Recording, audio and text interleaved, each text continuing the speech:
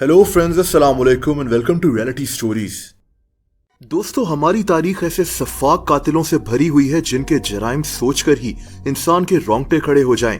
लेकिन जिस आदमी के मुतालिक मैं आपको बताने जा रहा हूं, इसको तारीख के सबसे जालिम सीरियल किलर्स में से एक कहा जाता है। एक आदमी जिसने तकरीबन 100 औरतों की जान ले ली। ये कहानी सैमुअल लिटिल की है।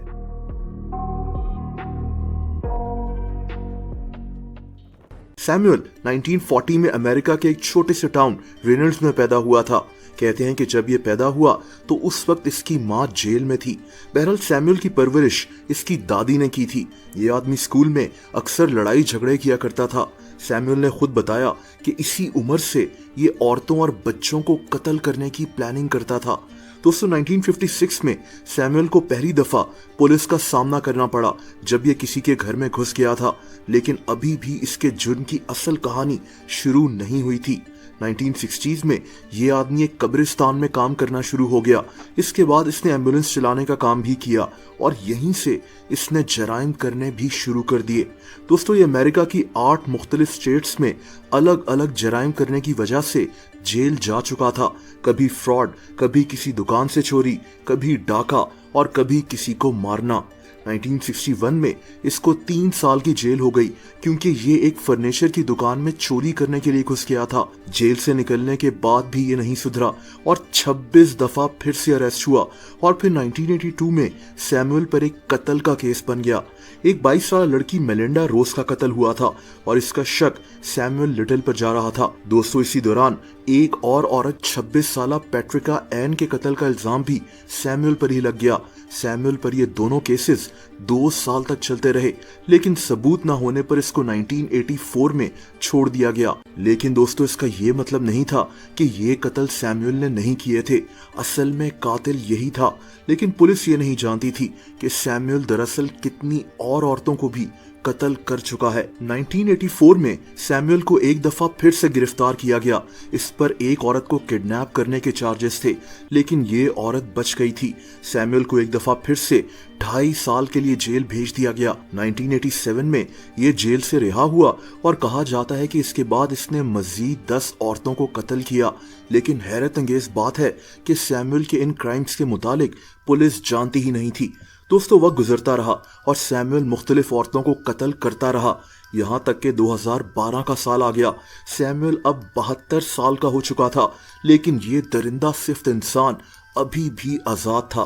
सैमुअल इस वक्त एक पनाहगाह यानी शेल्टर में अपनी जिंदगी गुजार रहा था। पुलिस ने इस शेल्टर पर छापा मारा। इनको किसी ने मुखबरी की थी कि सैमुअल ड्रग्स बेचता है। सैमुअल को अरेस्ट किया गया और इसकी डीएनए टेस्टिंग की गई और इसके बाद पुलिस शॉक रह गई।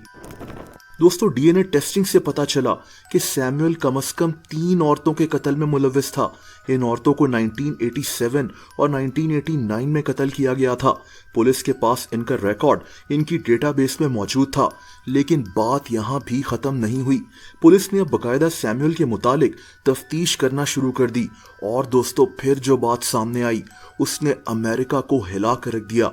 सैमुअल ने 1980s में दर्जनों कत्ल किए थे। ये तकरीबन सारी की सारी औरतें ही थीं। इसको खुद भी याद नहीं था कि इसने कितनी मासूम औरतों को कत्ल किया है। पुलिस ने इसको एटलीस्ट 93 यानी 93 औरतों के कत्ल में मुलविस पाया और ये नंबर ज्यादा भी हो सकता है। ये आदमी तारीख के सबसे खतरनाक सीरियल किलर्स में से एक बन चुका था। दोस्तों, 2014 में सैमुअल का अदालत में ट्रायल शुरू हो गया। अदालत में डीएनए टेस्टिंग और मुख्तलिफ गवाहों को सबूत के तौर पर पेश किया गया। अदालत ने इसको सारी जिंदगी के लिए जेल भेज दिया। उस वक्त सैमुअल अपने जराइम से इनकार करता रहा, लेकिन 2018 में इसने अपने जराइम मानना शुरू कर दिए।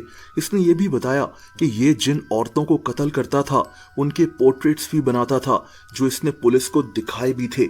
ये औरतों को क्यों कत्ल करता था, इसका कोई जवाब इसके पास नहीं था। ज्यादातर औरतें जिनको इसने कत्ल किया था वो होमलेस थीं, यानी सड़कों पर अकेले जिंदगी गुजार रही थीं और शायद इसीलिए किसी की फैमिली ने इनकी गुमशुदगी की इत्ला पुलिस को नहीं की थी और सैमुअल अपनी सारी जिंदगी आजादी के साथ घूमता रहा।